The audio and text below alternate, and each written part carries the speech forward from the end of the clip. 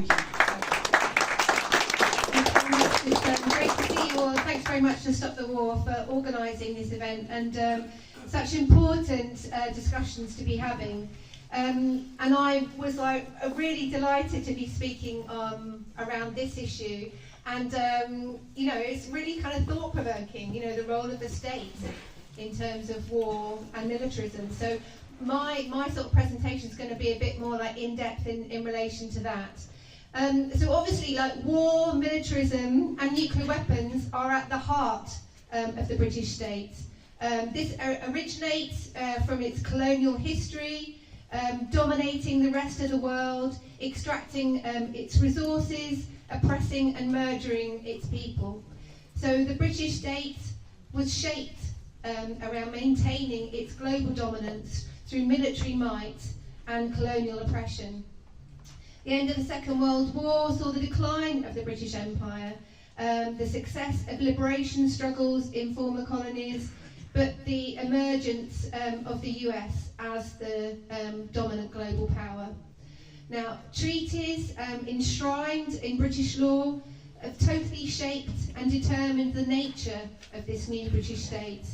And now British military and economic resources been effectively subordinated to US interests. So when Britain joined NATO in 1949, it soon handed over land and military bases, basically in effect giving up British sovereignty. So for instance, the Royal Air Force Base at Lakenheath in Suffolk, that's all US territory operating under US law. And US fighter jets are stationed there. It has over 5,000 US personnel. Now, these fighter jets and pilots have aided Israel's genocide against the Palestinian people. Historically, they've also bombed Libya, involved in missions in Afghanistan and Iraq. And now the US plans to station new nuclear bombs there.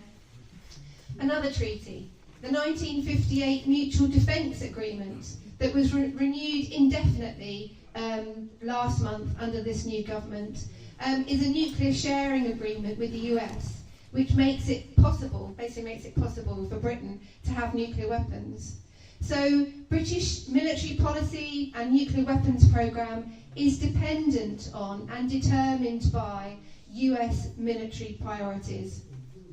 But of course, the US needs the huge resources, the infrastructure, the parliamentary acquiescence of the British state to maintain its military dominance. So for instance, you know, building, maintaining and deploying nuclear weapons involves a huge industrial complex and hundreds of billions of pounds of public finance. There are massive dockyards at Faslane in Scotland and Devonport in Portsmouth that maintain nuclear submarines.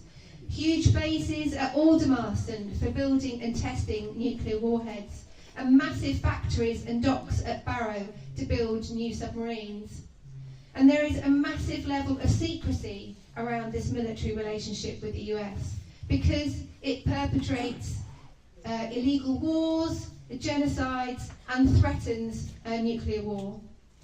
This relationship means strengthening militarism over eradicating child poverty, basing economic growth on weapons and war that is taking the world to the brink of destruction instead of leading a green industrial revolution, a direction that is completely against the interests of the British population.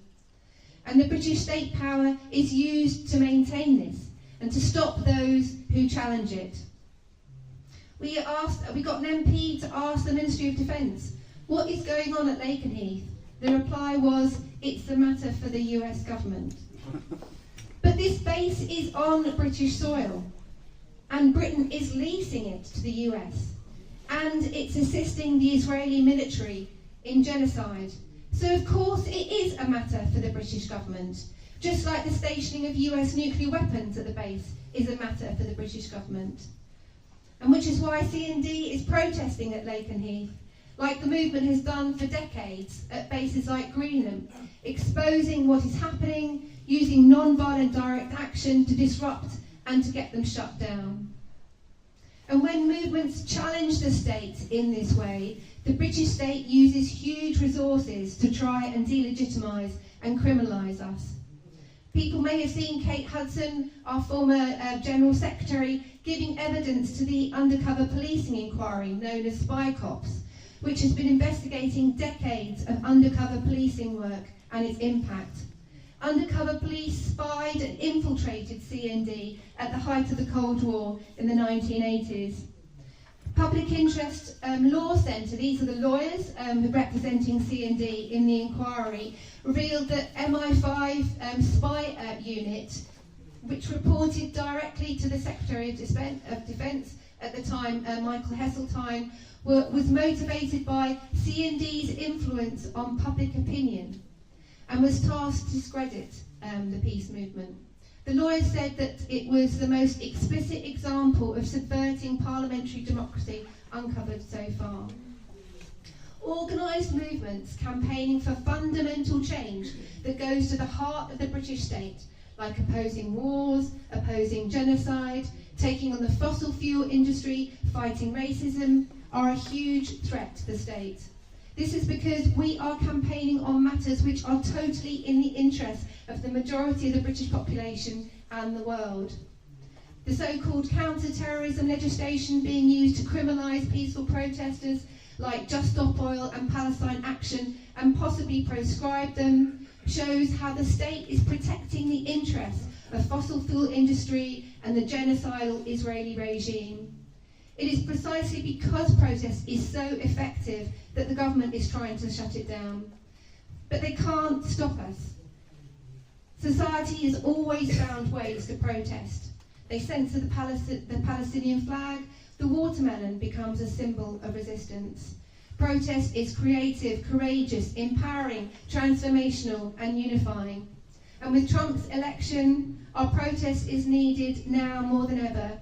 We need to bring our creativity, our courage, redouble our efforts and resist these attacks on our movement. And we will win. Thanks.